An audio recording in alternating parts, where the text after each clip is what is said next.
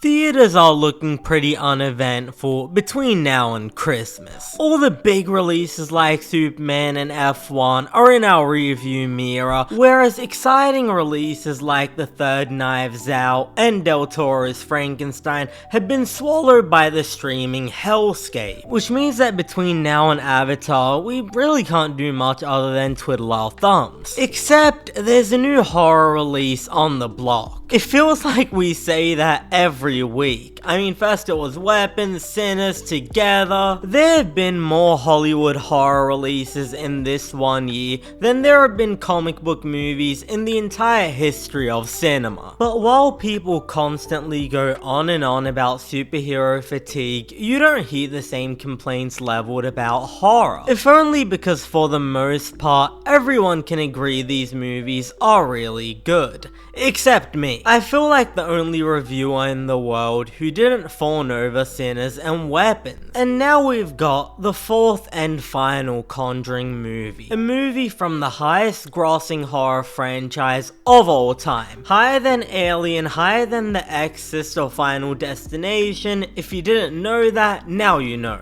For me personally, I enjoyed the first two Conjuring films, but ever since James Wan departed the franchise, so did I. Beyond being a good Aussie bloke, the dude brought a unique sensibility to the franchise, transforming what could have been another generic exorcism movie into two genuinely thrilling rides in Conjuring 1 and 2. In his absence, I struggled to work up any excitement over the Conjuring Last Rites.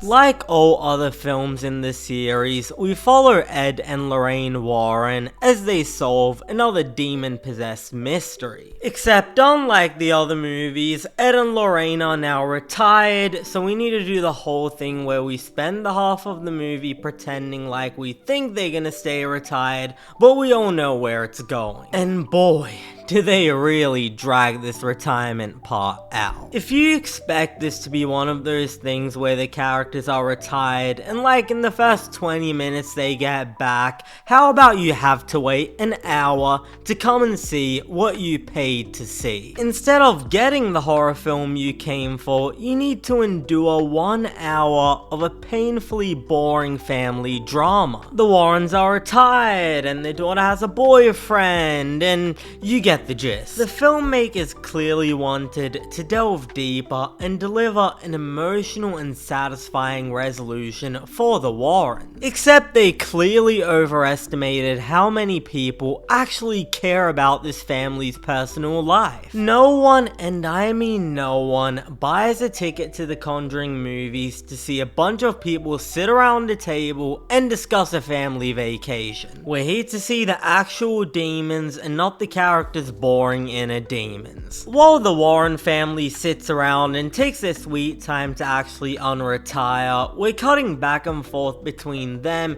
and the demon-haunted family, the latter of who is far more engaging than the actual Warrens. At least when we're following the demon-possessed family, we feel like we're watching a Conjuring movie and not another episode of a soap opera that's been running for 20 years. When the movie's actually trying to get a scare out of you, I mean, it's not doing great, but it's better than when it's not trying at all. There are some pretty solid visuals, but the film is the embodiment of all criticisms leveled toward modern horror. There's no compelling atmosphere building or a lingering sense of dread that carries us from one scare to the next. Instead, it's just moments of dullness followed by the occasional jump scare. And yet, if you kill the soundtrack and then have a ghost pop out after 5 seconds to break the silence, I'm probably gonna jump out of my seat even a little bit. But how much effort does that really take? What does that really say about your film? It says that the Conjuring films are far past their expiration date, and instead of reinventing or reinvigorating the wheel, let's dip into the old bag of tricks and put another jump scare into the screenplay. The Conjuring isn't Star Wars or Harry Potter. I really don't think people's connection to this franchise runs super deep. And despite lead actors Patrick Wilson and Vera Farmiga doing the press rounds about how upset they are that this series is wrapping up. Their performances gave me the impression that it really doesn't mean much to them either. They're all just sleepwalking their way from one place to another, but as far as the performances go, no one does a worse job than Ben Hardy. The dude's barely been in anything of merit since Bohemian Rhapsody became the highest grossing biopic of all time,